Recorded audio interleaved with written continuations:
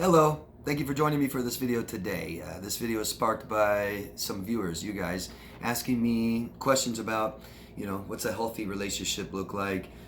What's a comparison between a healthy and toxic, things like this. So I'm going to give just a basic model for you guys to kind of go by in your next relationships, okay? This isn't anybody else's model. I don't know if it's similar. These are things that I have learned personally over many years, not just my personal life, but many years of coaching people, okay? And my own research and stuff, and learning what a healthy, loving, functioning, evolving relationship requires, what it looks like, okay? And so I hope doing this will help you guys kind of understand, not so much to dwell on the past relationships, where it went wrong, what would you like to do better next time, okay? And so, although a lot of you, most of you, maybe all of you have had traumatic relationships in your past, okay? Maybe recent past. And so it's really, really, really important to heal from this, okay? You know the words codependency. A lot of you guys like to bring up the words trauma bonding, stuff like this. This is what happens if we don't heal from a past relationship and then begin a new one, okay? And so it's really important to learn and to heal, to feel better and not be dependent on someone else to make us feel better, stuff like that. To be very self-aware, okay? But to understand what went wrong. And a lot of us, like I was saying, a lot of us have had abusive relationships, toxic people abusing us. And it's really easy to just say it's their fault because everything they did is their fault, right? But everything that you might have done is your fault too. And these toxic relationships, they don't need to go this far, this long, right? What happened, okay? So I'm going to get into basic model of a healthy relationship and show you a little bit of comparisons with a toxic one that you guys may be familiar with. So healthy, functional, loving, evolving relationships require many things, many things. These are some of the most important that I have here. Self-awareness. I don't see how we can have a relationship relating to people, things like this. Imagine, the word relationship, building a ship together, relating with another person, right? I don't see how this is possible without, some measure of self-awareness, okay? And this is a big problem. This is where a lot of things go wrong right in the beginning, is lacking self-awareness. You guys coming out of these toxic relationships have been learning more and more about yourself that you didn't know before, right? So you're lacking that much self-awareness compared to what you have today, okay? And it's really important. Now, honesty, obviously, is a big one, okay? But when you get into toxic people, they're going to be dishonest, manipulate, possibly, probably, most likely, the more toxic they are. But they're going to lack that self-awareness as well. So someone can be just huge manipulative person and manipulate you just with every little thing, from gaslighting and triangulating and controlling you and all this stuff, but they still lack self-awareness. So in the beginning of the relationship, they may be genuine when they're saying, oh, me too. Yeah, I like that too. Oh, I want to do that too. All these things that you soon realize they don't care about, right? And so they may think that's, they get excited about the relationship, about a new person, something to be careful about. And they're like, me too. So they're lacking self-awareness. They may not just be completely lying and manipulative, okay? And this causes all kinds of problems later on down the road.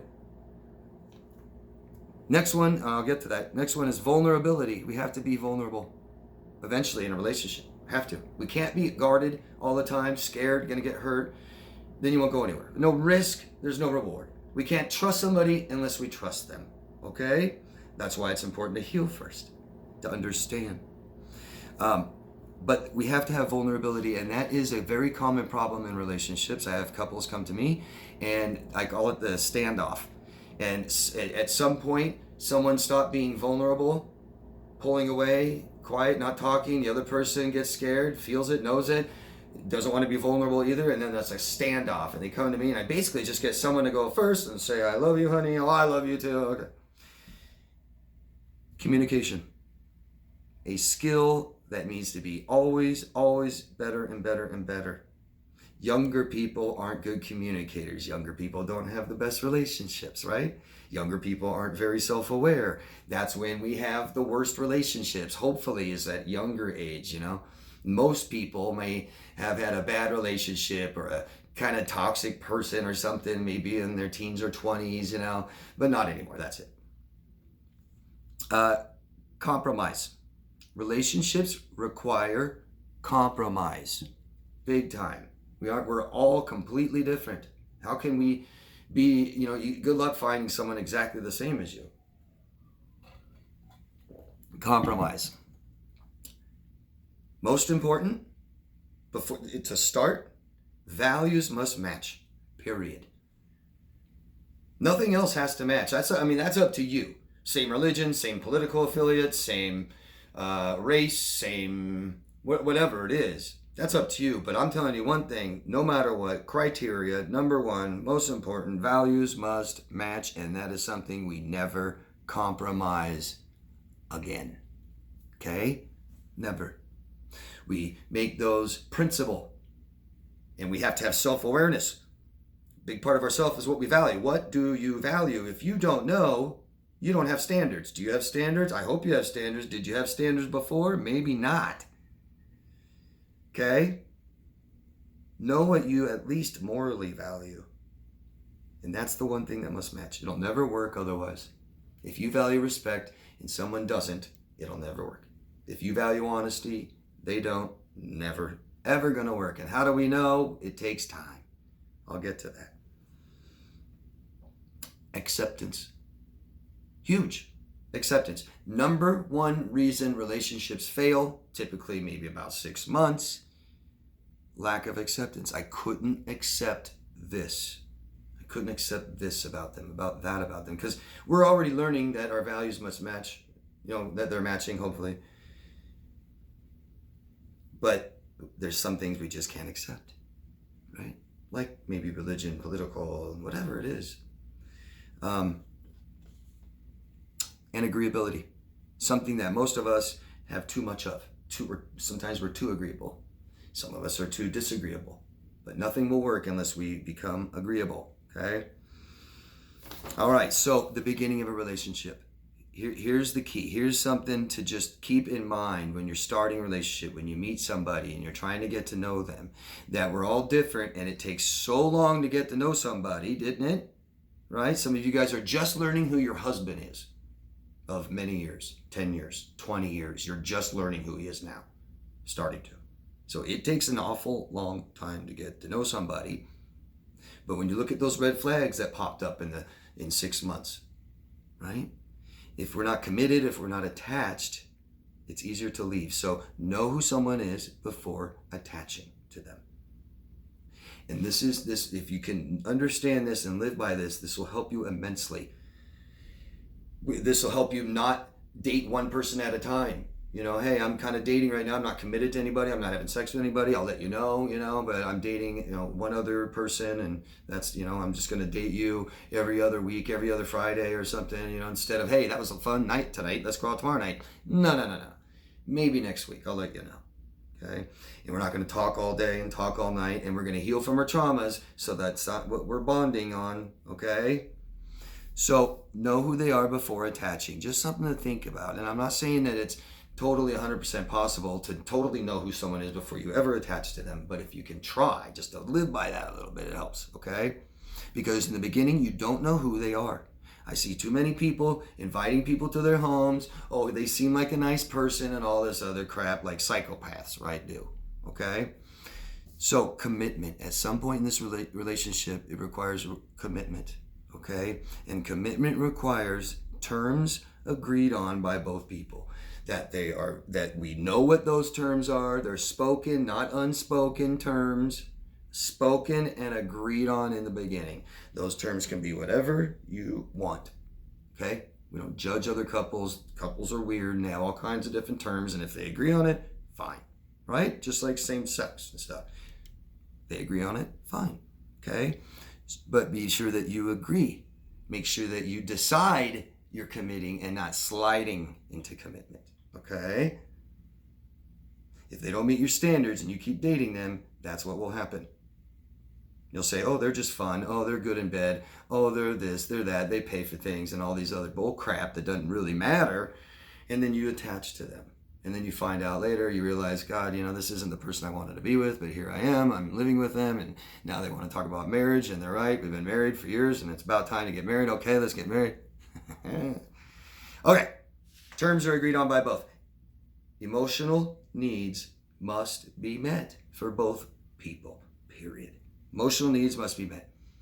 Without emotional needs being met, it is stress, okay? So relationships can be in two categories. They can be comforting or they can be stressful, maybe a little of both. That requires maintenance, okay? But emotional needs must be met. Most important thing in your life. That's the goal, guys. Have your emotional needs met, okay? Now, problems surface in relationships. Everybody has problems, personal.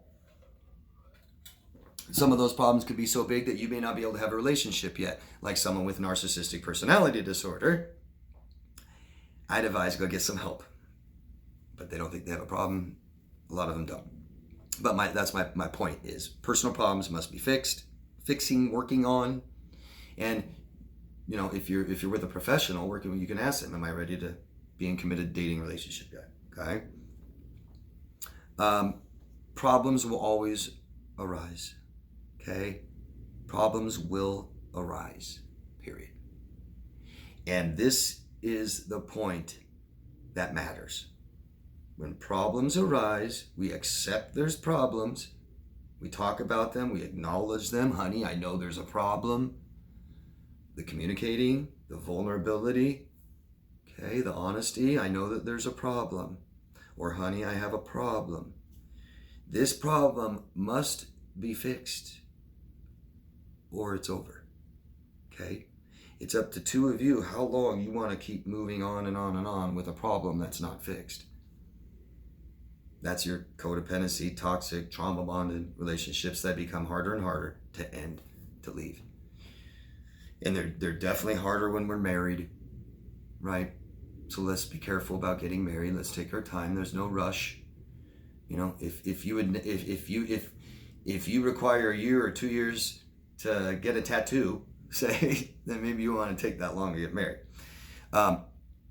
I hope this helps you guys. I wanted it to be pretty basic and not get too confusing and jump into too many different aspects. Relationships can be very confusing. They can be difficult. They're not easy for anybody, okay? And so we work on them and we find out more about ourselves by dating, find out what we like and don't like by dating, not just committing and getting married at 18, even though that's supposed to be a sign of maturity. Weird. A functioning, healthy marriage at 18, I guess that would be mature. Yeah, so I hope this helps you guys. I do. I hope this helps you guys understand your past relationships, know where it kind of went wrong. What do I want to do better next time? Okay, and some kind of things they just keep in your mind, okay? Don't forget some of these things. Maybe play it again when you meet somebody or something. Thank you guys very much. And if you guys want any help with this, feel free to contact me, okay? daviddemars.com. It's right down below. Thank you. Love yourself first before someone else.